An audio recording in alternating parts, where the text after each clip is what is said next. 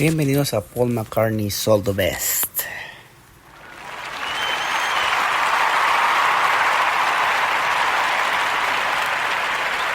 El día de hoy te voy a hablar de cómo Paul McCartney y John Lennon comenzaron a componer sus canciones juntos. Acuérdate que ellos se conocen en esa fiesta en la iglesia.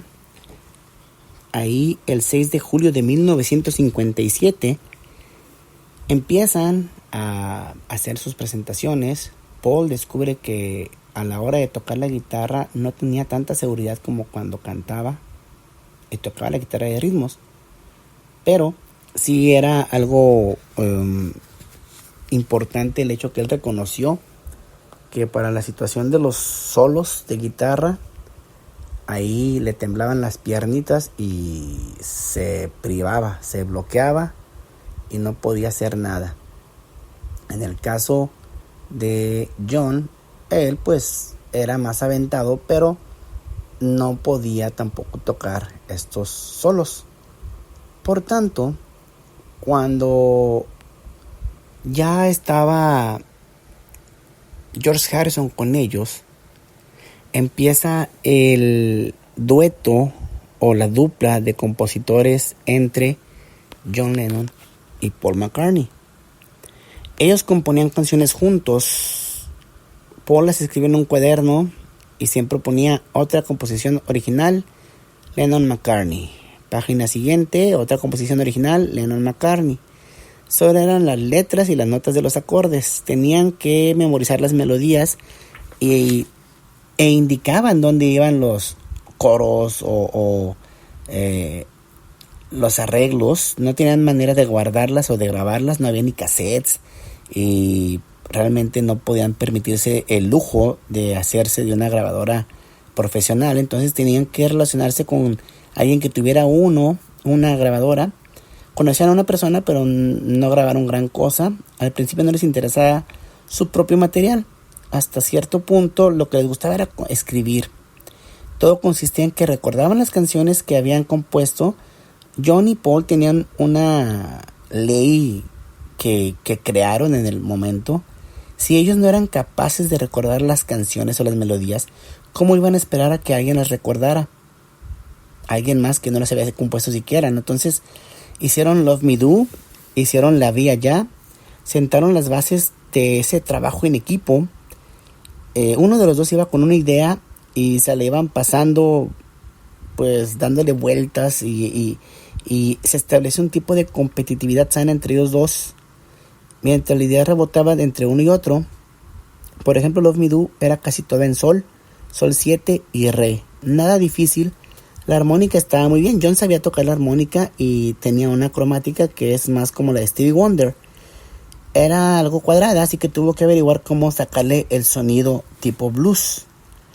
Ellos estaban aprendiendo la profesión de compositores. Todavía no eran unos compositores tan buenos. A John le gustaban algunas de las letras de Paul y otras no. Casi todo lo que Paul le mostraba, pues le gustaba, pero había veces que había frases en las que John Lennon rechinaba los dientes como diciendo, eso no me gusta. Por ejemplo, en la de I Saw Her Standing There, él dice, she was just 17, she never been a beauty queen. Y John pensaba que, ¿quién es? ¿La guapa de la fiesta o qué?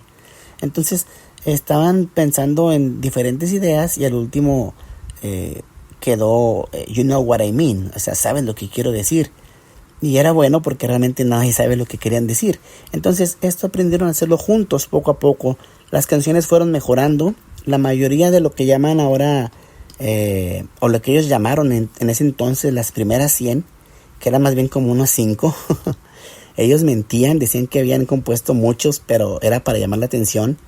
Las escribían en la casa de Paul y después tenían que ventilar la casa de Paul porque había ese olor a tabaco y té.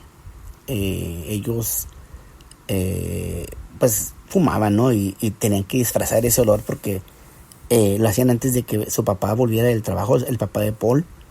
En aquellos días ellos podían ir a estudios locales y siempre podías reunir algo de dinero, que eran 5 libras, lo máximo que les cobraban, grabar un disco Te presentabas ahí, ellos se presentaban con todo el equipo y esperaban un poco, como algo así como en la sala de espera de un doctor. Cuando el grupo o el intérprete que iba adelante terminaba, entrabas al estudio, un tío ajustaba unos micrófonos y cantaban. A continuación volvían a la sala de espera, esperaban unos 15 minutos más o menos mientras él procesaba la cinta. Y era una cinta, aunque se lo daban directamente en acetato y se iban. Eran unas grabaciones muy primitivas, lo que nosotros hicimos después en los 80s o 90s con los aparatos, las radiograbadoras. Bueno, ellos los hacían, tenían que pagar para que se grabara o les grabaran. Ya hoy en día con las grabadoras digitales, más con los mismos teléfonos, puedes grabar ya tus canciones. Pero en aquel tiempo era todo un reto el poder grabar. Pero fíjate, aquí es cómo empieza esta dupla de composición entre Lennon-McCartney, donde ambos, por eso en ciertos recuerdos que tienen, pueden ser muy confusos para ellos mismos, porque estaban juntos componiendo en la casa de Paul principalmente, porque acuérdate que la tía Mimi no veía con muy buenos ojos a Paul, pensaba que era el que sonsacaba a John, cuando en realidad pues era mutuo, ¿no? Pero principalmente John era el que estaba más interesado en hacer esto de la música.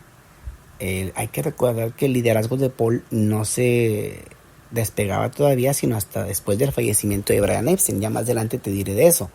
Pero ahorita John era el que realmente estaba interesado en hacer la banda, el que realmente estaba interesado en sacar adelante sus canciones, y había encontrado en Paul a un genial y perfecto compañero, un buen aliado para realizar estas canciones, para realizar estas grabaciones, que aunque fueran de calidad pues no muy buena, tú podías empezar a descubrir que había algo en las melodías, en las voces, en la forma en que querían armonizar. Ellos tenían como principales influencias, después te iré contando, pero el por qué y cómo, pero Buddy Holly, los Everly Brothers, ese tipo de música que escuchaban eran las influencias que les llegaban y que hacían que en sus composiciones pusieran o idearan, más bien, o imaginaran, creo que es la palabra más correcta, que imaginaban cómo cantaría esta letra tal artista, cómo cantaría esta letra tal otro artista. Hay que acordarnos que aquí ellos no eran ni siquiera conocidos más que en la iglesia de su barrio. Entonces, ahorita ya los vemos y dices, no, pues sí, pues ellos se codeaban con aquellos, ¿no? Aunque Buddy Holly nunca lo conocieron, pues él fallece en el 57. Pero conocen a los Crickets, aparte de la banda de los Crickets, pero eso sería ya más adelante.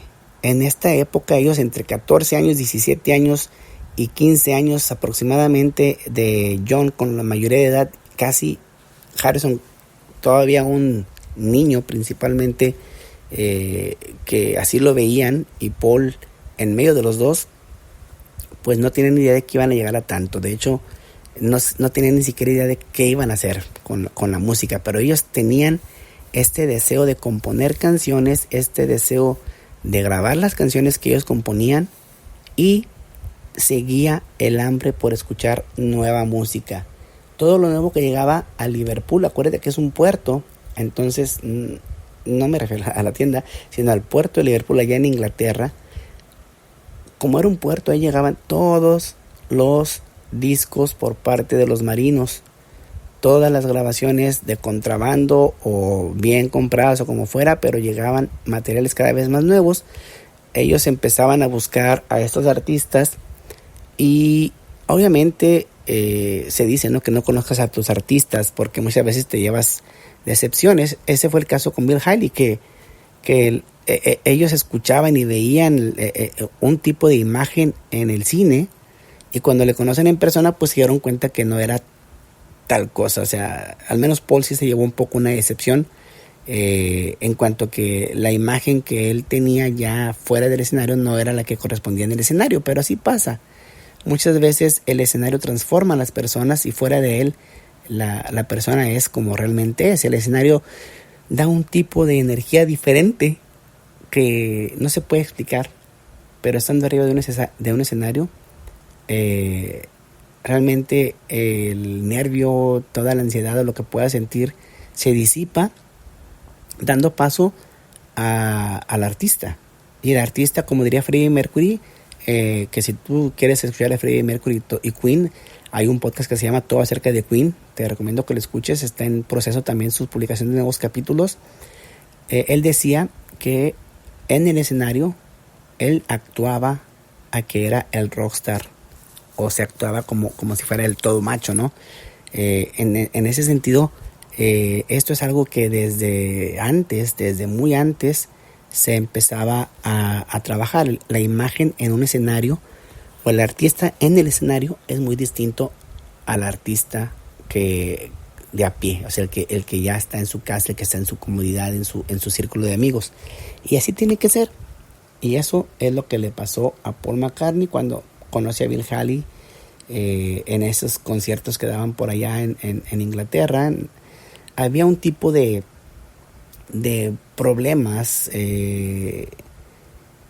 que también los enfrentaban en el sentido otros artistas contemporáneos de ellos, donde si tú querías hacer algo en la música británica, tenías que ir directamente con el sindicato de músicos de Inglaterra, ¿no? Y viceversa con Estados Unidos. Entonces había un tipo de problemas ahí de por qué están contratando tanto artista norteamericano, o viceversa, por qué contratan tanto artista inglés si aquí tenemos nuestros propios artistas, decían de un lado y de otro. Pues con esas vedas o con esas prohibiciones era un logro muy grande que fueran ciertos artistas a presentarse a Liverpool, y lo lograban mediante contactos o mediante excepciones en este tipo de negocios, de tal forma que ese era el ambiente que se vivía cuando ni siquiera John, Paul y George eran reconocidos en ningún lado, nada más como quien dice en su barrio, en su iglesia. Y mientras el mundo del espectáculo estaba ya con artistas de renombre que ya hacían sus giras internacionales, ellos estaban simple y sencillamente dedicándose a componer canciones. ¿Por qué? Bueno, porque ellos tenían un momento en que ya no tenían covers que tocar y querían seguir tocando. Entonces empezaron a generar sus propias canciones.